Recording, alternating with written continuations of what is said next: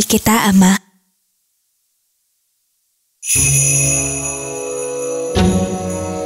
Sophie, bakit hindi kumpleto ang mga tala mo? Nakalimutan ko po, ma'am. Pasensya na po. May iwan ka pagkatapos ng klase at tatapusin mo yan. Malinaw? Ngayon, bumalik ka na sa upuan mo.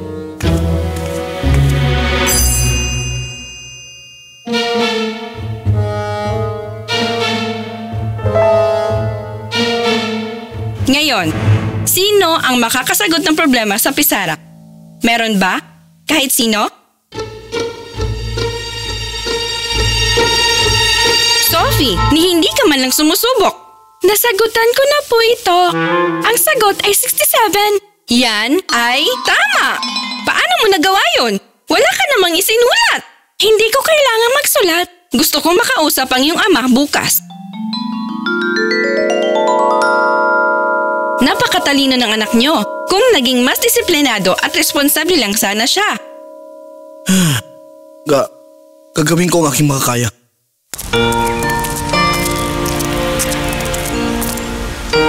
Sophie, hindi laging madali ang buhay. At kung hindi ka responsable, ang pinakamaliit na pagsubok ay kaya kang wasakin. Napakatalino mo. Binili mo na ba ang bisikleta na pinangako mo? Ako? Paglabag sa mga pangako, napaka-responsable. Dr. Reagan, bigla pong hinimatay si Ginoong James sa kanyang bukirin. Pumunta kayo agad. Sophie, uwi ka na. Tara na.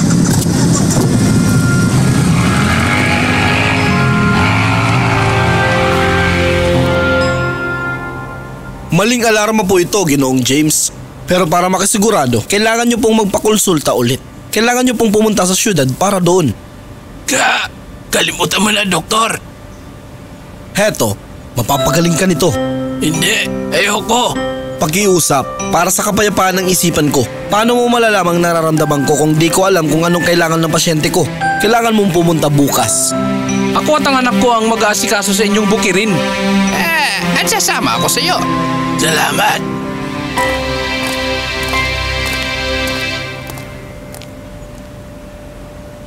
Imbis na singilin mo ang mga pasyente mo, ikaw nagbabayad sa kanila. Yung sahod mo? Mahuhuli? Wala yun. Mas gusto ko pang makita na maayos si Ginoong James. Umuwi ka na. Ako na ang bahala sa natitirang mga pasyente. Mananatili ako. Pero talagang kailangan mo ng katulong ng doktor dito.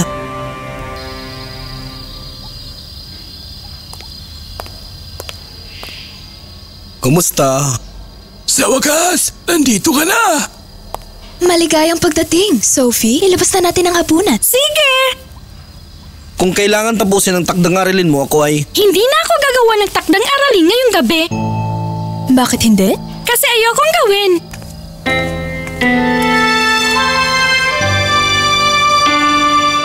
Kanina, sinabi ng guro ni Sophie kung gaano siya katalino.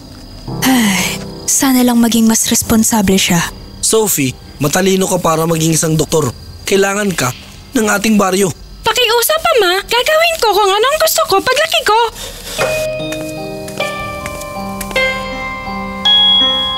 Bigyan niyo siya ng oras. Siya ay bata pa.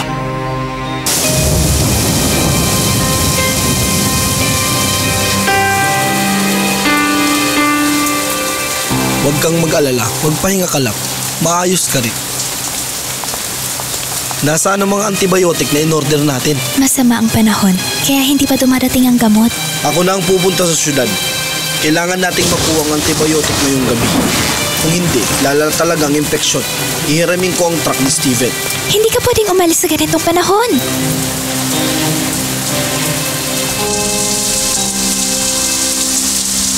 Dapat nakauwi na ang ama mo ngayon. Baka may mga pasyente pa siya. Minsan iniisip ko kung talagang may sakit ba ang mga tao o gusto lang nila ng libreng gamot. Sophie, napakasama ang sinabi mo. Patawad po. Ginang Stanton! Nagkaroon ng matinding aksidente si Dr. Reagan. Ha? Ano?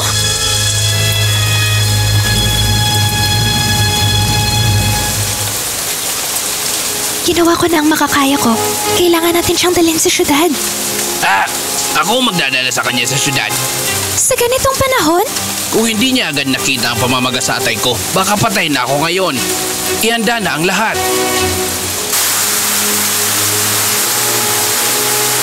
Ito may konting pera ako. Hindi man kalakihan pero...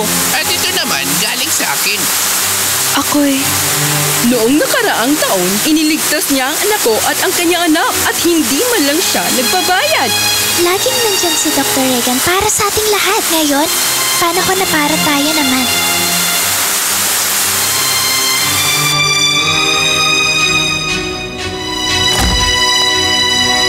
Ginagawa namin ang lahat.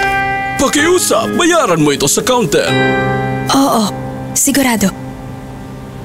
Ako na. Hindi, ikaw na maghatid kay Sophie pa uwi. Anak, may exam ka bukas, diba? Pero ina! Sige na, umuwi ka na. Humupa na ang bagyo.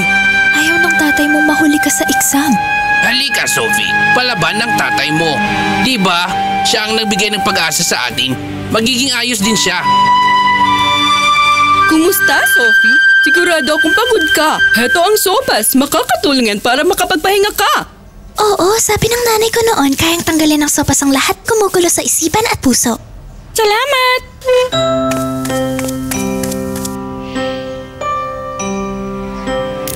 Kuha ko ng grades ko! Wala akong interes. Bakit hindi?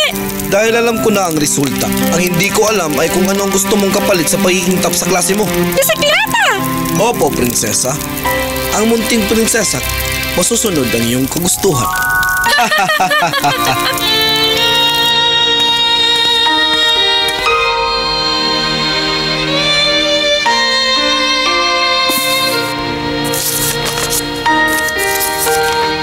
Hindi ko malilimutan ang tuwa sa mukha ni Steven nang sabihin kong ligtas ang kanyang asawa at sang. Ang pagiging ama ang pinakadakilang bagay na maaaring maging sa isang lalaki, lalo na kung sa isang anak na babae. Pinagpala ko na ako ang nagdala ng balitang iyon kay Steven. At higit sa lahat, pinagpala kong may anak akong si Sophie. Marami pa akong gustong gawin. Ang mga baryo sa lugar na ito ay nangangailangan ng ospital ng mas maraming doktor at nurse. Sabi ni Melanie, ginagawa ko ang lahat. Pero paano kung hindi ito sapat? Ngayong araw, muli na namang tinanggihan ang kahilingan ko para sa pondo ng gobyerno para sa ospital. Halos mabigo ako, ngunit dumating si Sophie. Tila isang anghel, dala ang kanyang resulta. Nang niyakap ko siya bilang top class sa klase, naramdaman ko ang ligaya at pag-asa. Balang araw, magiging doktor si Sophie. Balang araw, magagawa niya ang mga bagay na hindi ko nagawa. Ang mahal kong anak. May nagtanong sa akin ngayong araw. Paano ko raw nakakayang ngumiti kahit araw-araw kong humaharap sa sakit at pagdurusa at hindi ko na napigilan ang sarili ko. Agad kong naisigaw, Sophie! Oo, mahal ko ang iyong ina at ang iyong lolo. Pero Sophie, kapag ikaw ang ngumiti, ang mundo ko ay sumasaya. At kapag ikaw ay nasasaktan, para bang gumuho ang lahat. Sophie, sana may paramdam ko sa iyo kung gaano kita kamahal. Ngayon, nasira ko ang pangako ko sa anak ko. Hindi ko siya nabili ng bisikleta. Papunta na ako noon para bilhin iyon. Nang nabalian ang asawa ni Donovan, kailangan siya operahan agad sa lungsod at may kabayaran niyon. Kaya kinailangan kong mamili ang bisikleta ni Sophie o ang bintinigi ng Donovan. Alam kong maintindihan ako ni Sophie pero pakiramdam ko isa akong bigong ama.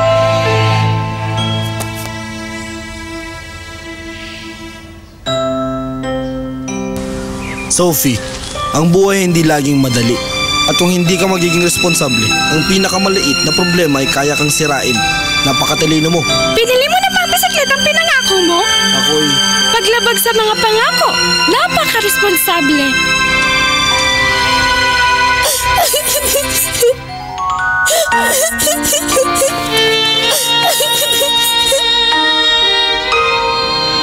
Kumusta si Ama?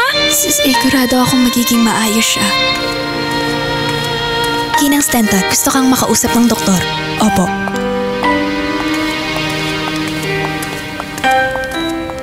Magpagaling ka, Ama. Pinapangako ko sa'yo, hindi na ako magrereklamo. Magiging responsable ako. Magiging doktor ako. Gaya ng pinangarap mo sa akin. Simula noon, nagbago si Sophie. Sophie, saan ka pupunta? Sa klinika, tutulong ako sa mga nurse. Hindi ko pa kaya maggamot ang pasyente sa ngayon, pero sabihin niyo kung may tutulong ako. Aray! Nadulas ako habang pinapaliguan ng baka ko. Mukhang malalang pilay, pero Ang pamahid at ang benda. salamat. Huhugasan ko bang mga galos? Sige.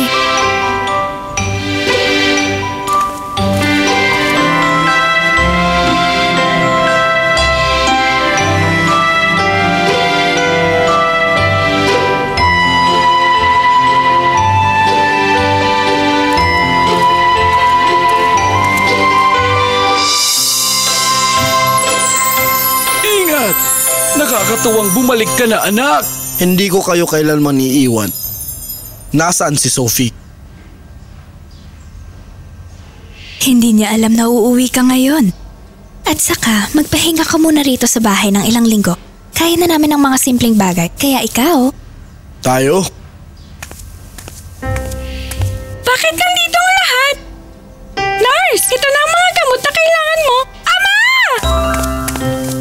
Sophie, siya'y tumutulong sa akin doon sa klinika araw-araw. bakit hindi niyo sinabi sa akin? Gusto ko niyang sorpresahin. Pasensya na po, Ama. Naging makasarili ako at hindi ko nakita kung gaano kakamahal ng mga tao dito sa baryo dahil sa kabutihan ginawa niyo. Mahal ka rin naming lahat. At mahal ko rin kayo, katulad ng pagmamahal ni Ama sa inyo. Ngayon alam ko na kung bakit gusto ni Ama na maging doktor ako. Pwede kang maging kahit sino o kahit anong gusto mong maging. Iha, hindi mo kailangan sundin lang ang gusto ko. Hindi, Ama!